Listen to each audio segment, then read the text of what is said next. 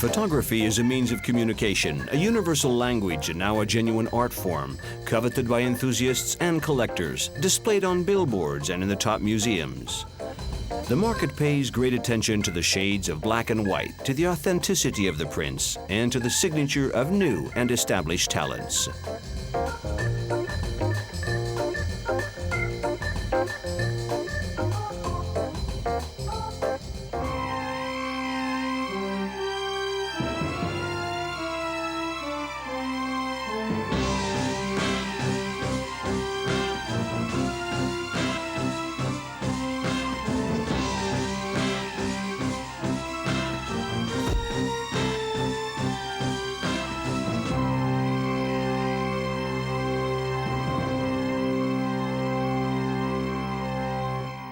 Photography is such a democratic medium. It's a visual Esperanto. It's a language that everybody can relate to. It's part of our conditioning, part of our environment. You learn to read photographs, in a sense, in the same way that you learn to speak a language. You do it naturally, inevitably, because it's around you all the time. So I think that photography is a very approachable subject for a great many people. In the 20s, the influence of photography became apparent in the pictorial press, which relied completely on photographs. The written word lost some of its might, and colored news magazines sprang up. Today, we need to redefine what photography is, since it's taken a backseat to television due to the difficulties of printing and distribution. And we need to redefine the press as a necessary complement to TV. Often the text is less important now. In other words, we have more photos than text, because people don't have time to read, and it's much easier and quicker to look at a photo. Today, photography is necessary and sometimes sufficient. Every event that gets reported is accompanied by a picture that validates the information. Since the 50s and 60s, the illustrated press has been rivaled by television. More than ever, editors choose pictures strictly in terms of quality because these photos stand the test of time compared to the transience of TV images.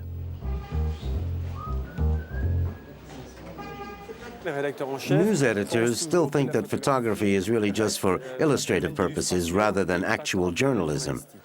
Even though color photography appeared in magazines in the late 70s, there's still much headway to be made. A picture's worth 1,000 words, and that's the hardest thing, finding the photo that's worth 1,000 words.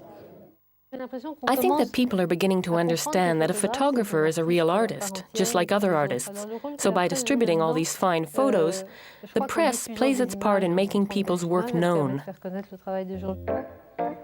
Making people's work known was the reason Nicole WISNIAK started Egoist in 1977, having dreamed about it ever since she was a girl. This unclassifiable magazine, which exists outside the realm of the regular press, is published when she feels like it. This periodical, which appears spasmodically, is a subjective guide to an era. It's typical of the modern age, in that its pages are dominated by photos. The idea behind it was that I had certain desires and I was trying to find a way of letting the people I worked with express themselves, and of enabling myself to do the kind of magazine I wanted to produce. But I wanted to please them. I wanted to tell them, come and work here because we won't change the frame of your photos. We won't cut 10 pages. We'll do something together, like one big family. Even the advertising in the magazine is designed in-house.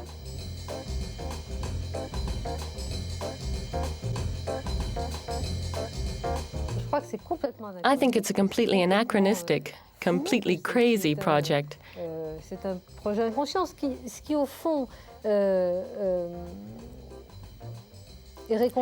What's comforting is to think that something that was invented, without giving a second thought to marketing or feasibility studies, should develop and be a success. It's both astonishing and very comforting, and it makes me think that maybe it wasn't such a crazy idea after all. But perhaps people could tell that it was a sincere project, and maybe that's a good marketing rule. You'll get there if there's lots of sincerity, enthusiasm, and passion in what you do. Famous photos, revamped photos, real stars, unusual collaborations between those who write with ink and those who write with light. A zest of humor, a good dose of love and sincerity, that's the recipe for Egoist.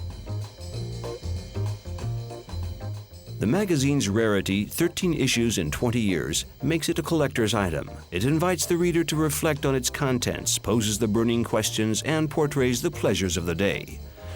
Egoist called on the services of Helmut Newton, then Richard Avedon, who today puts its message, fantasies, and artistry into pictures.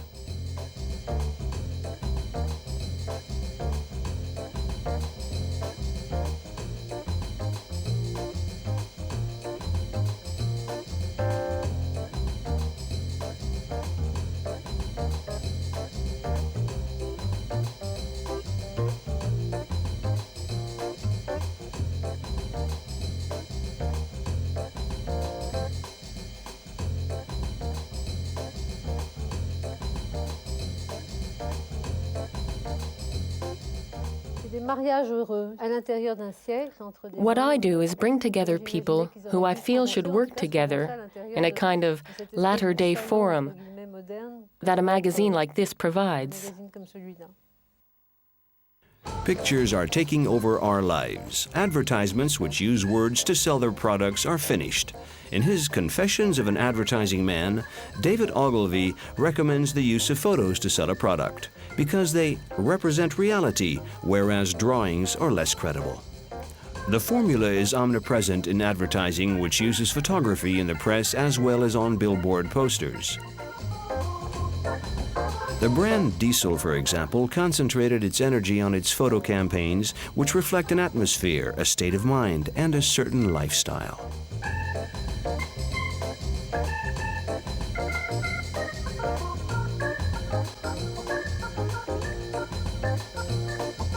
Cost to diesel more or less $2 million a season to make it the right click and to have a perfect advertising. This is our secret, don't forget. Let's see when you come down, Alexander, start reading them. For Diesel, the secret of their success lies in portraying a certain idea of happiness.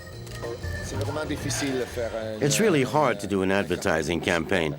You must include the company's spirit, all the conditions that make it commercial, and also the angle that the company wants in the photo. It's not easy.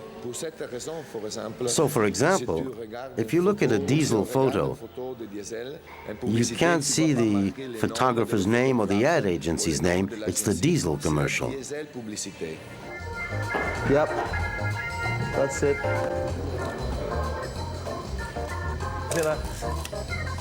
That's so cool. Lift your chin up, don't run. You have to juggle with various deadlines, and that's very hard, because some people think that taking a photo is up to the photographer. But there are 50, 60, or 70 people working around him before, during, and after the photo shoot. They all have to go in the same direction and have the same mentality.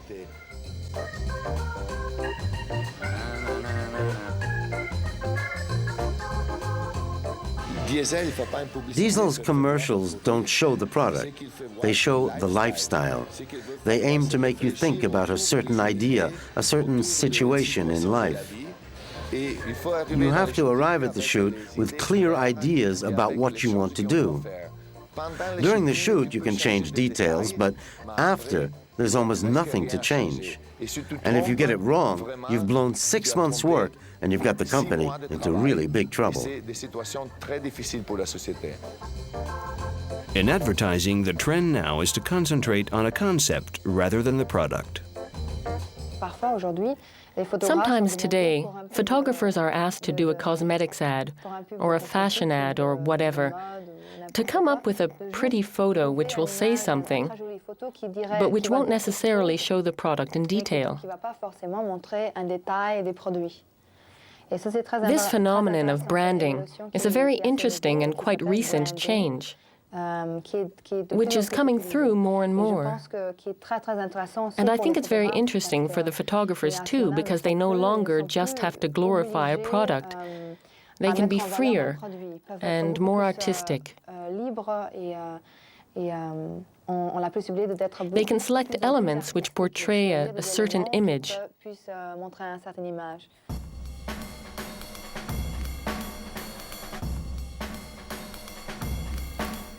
Oliviero Toscani, photographer and art director of Benetton, uses the universal themes of the day. His campaigns may be shocking, his photos are either rewarded or condemned. But one thing's for sure, scandal sells. The photographic business is progressing constantly. Professional and amateur photo labs just keep on developing.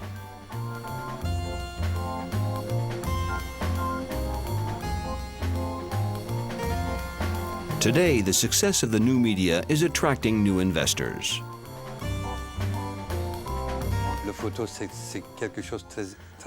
Photography is very important. The person who first understood just how important it is the world's richest man, Bill Gates. In 1989, he set up a photo agency that not many people know about these days, called Corbis. He's already spent $1 billion buying lots of collections because he feels that photography and history go hand in hand. In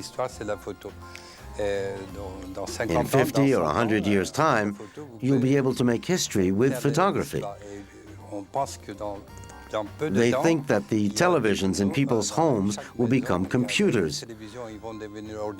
And with your TV, you'll be able to print magazines and newspapers whenever you want, with or without photos.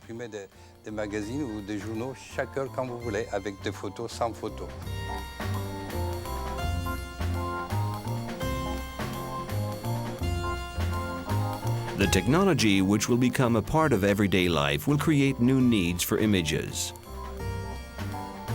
Getty Images owns millions of documents in black and white and color, which are accessible to clients via the internet.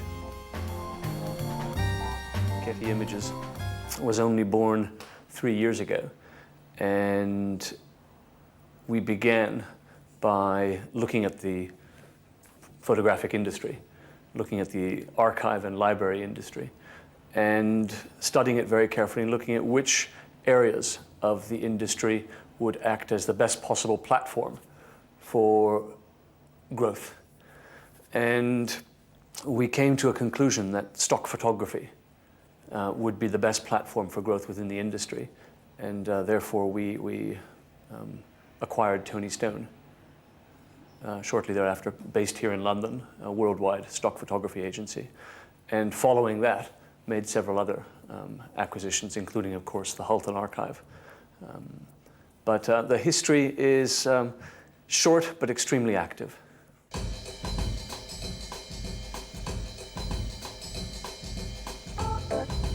In order to supply all these new media with pictures, the photos are scanned and digitally stored. The market for photography is going to grow, it's going to continue to grow. And the reason for that is that there are more and more vehicles, whether you look at magazines as an example, or television as another example, which need to communicate messages with imagery. And we are seeing an explosion in the demand for visual content, which is how we describe the industry, across all of our customer segments. And we don't see that changing, we see that accelerating. You only have to look at new phenomenons like the internet. Web designers are growing in their appetite for imagery, whereas only 4 or 5 years ago, no one knew what a web designer was. And what they needed in terms of design for a web page was usually text. Now, of course, they're putting a lot of imagery on those web pages, and that is increasing demand for our basic products.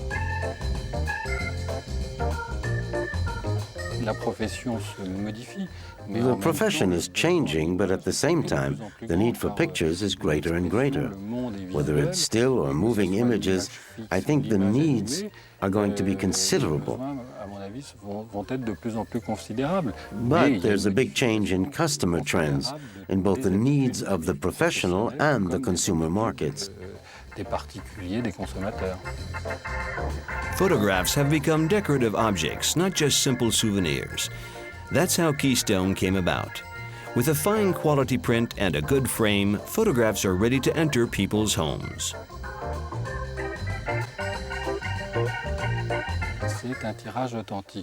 It's a genuine print, not a poster. It's a real photo from a laboratory with the dimensions and presentation of one's choice.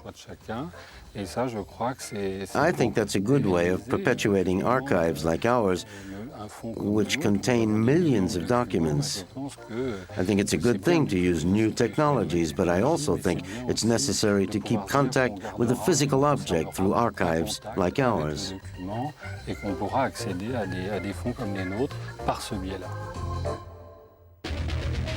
In New York, a new phenomenon emerged in the 70s. Photographs became collectible items.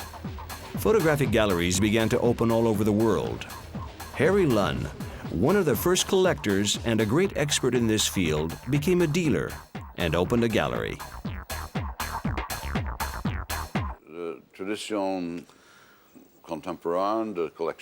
The modern tradition of collecting contemporary photographs began around 1970 with Witkin in New York, and then me in Washington, who both opened galleries. In the 50s, you had Helen Guy with Limelight in New York, which showed a lot of photographs at very, very low prices.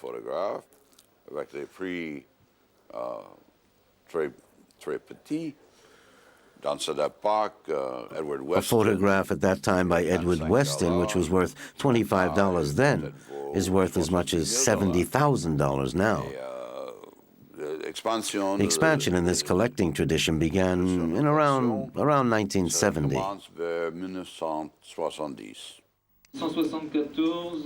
In every major capital, there are auctions. Photographs, be they daguerreotypes, albums, or vintage pictures, reach record prices, proving that the photographic market is in the midst of a sensational growth.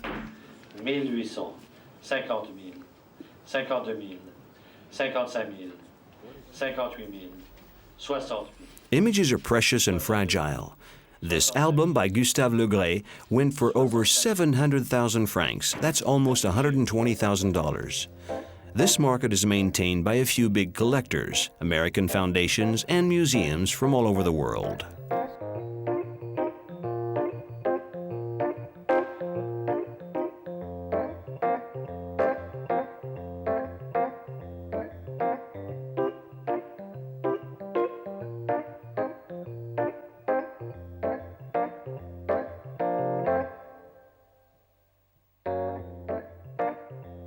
Photographers whose work strikes parallels with certain major art movements, be it surrealism, other aspects of the avant-garde of the 20s, seem able to command higher prices, undoubtedly because there is a crossover of buying.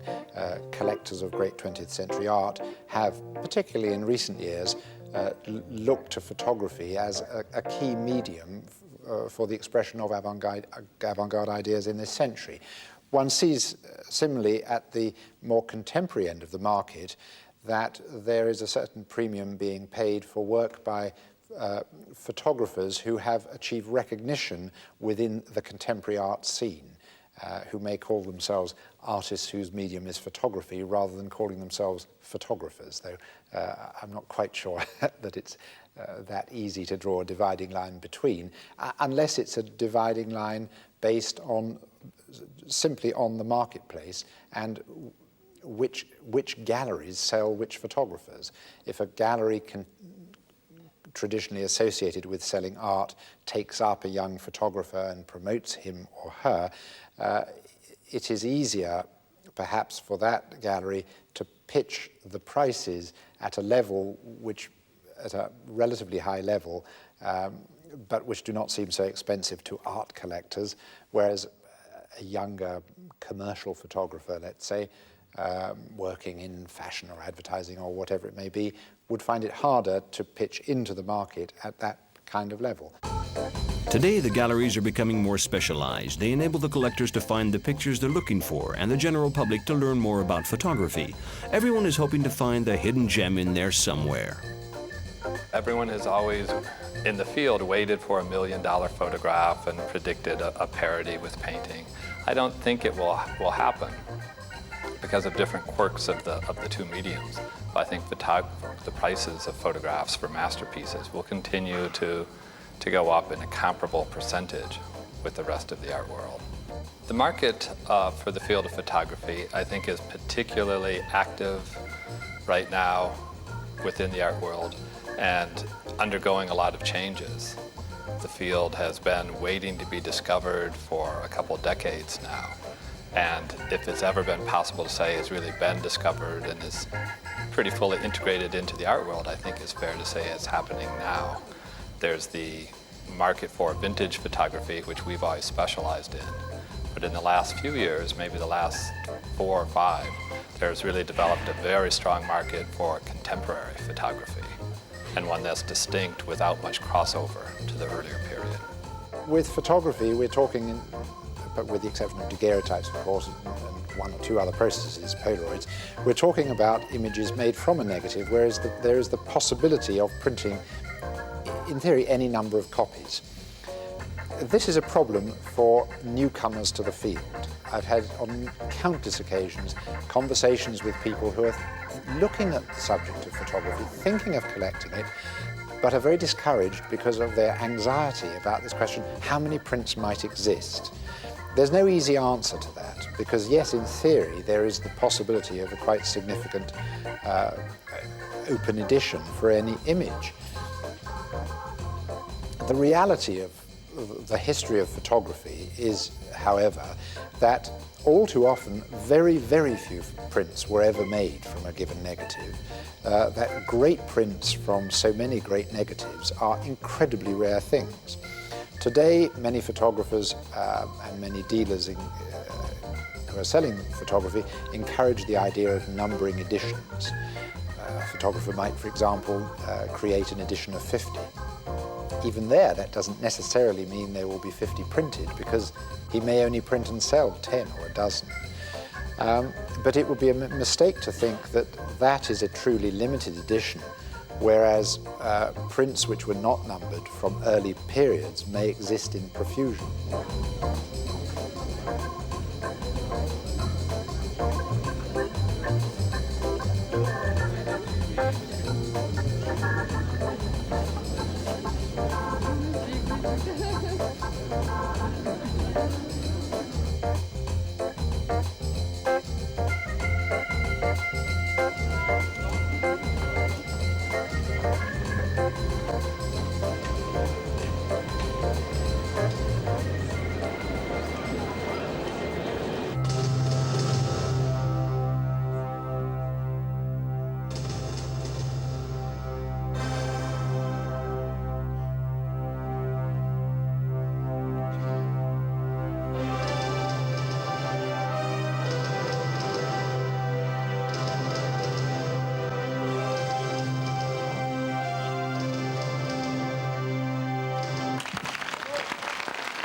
There's a great deal of photography has a big role in our modern society, you know, even though most of it is television, communication, and film, but photography in a way it freezes, it blocks, it becomes an object. Television is over in 1 second, it's a different thing. It's electric in a way. A film is a thing, something that you have to watch only in the dark. A photograph you put on a wall and look at like a painting. Besides a magazine, you know, you also hang it in a museum, you hang it in a house. So it has an object quality. As a result, I think has an independent life. Museums everywhere are opening up to photography. The sumptuous Maison Européenne de la Photographie in Paris is, as its name suggests, devoted to photography. I think it's a fine place. It's what the Picasso Museum is to painting. In other words, it's both an intimate and very noble place. At last, photography isn't treated like a poor relation stuck away in the basement somewhere. The fact that there is so much interest, so much passionate interest in photography today is not surprising at all to me.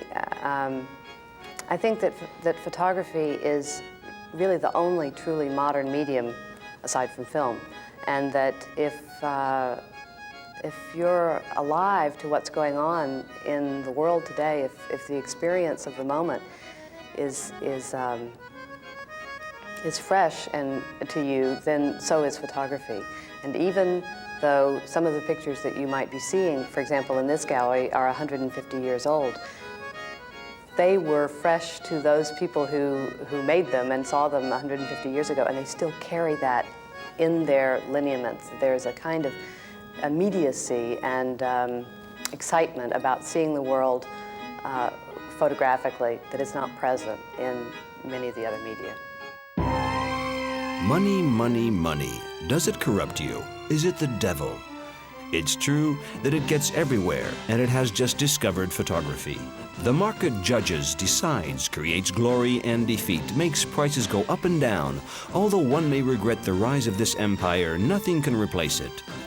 And since we've just seen that there are such things as fakes in photography, it proves that it's now a part of the art market.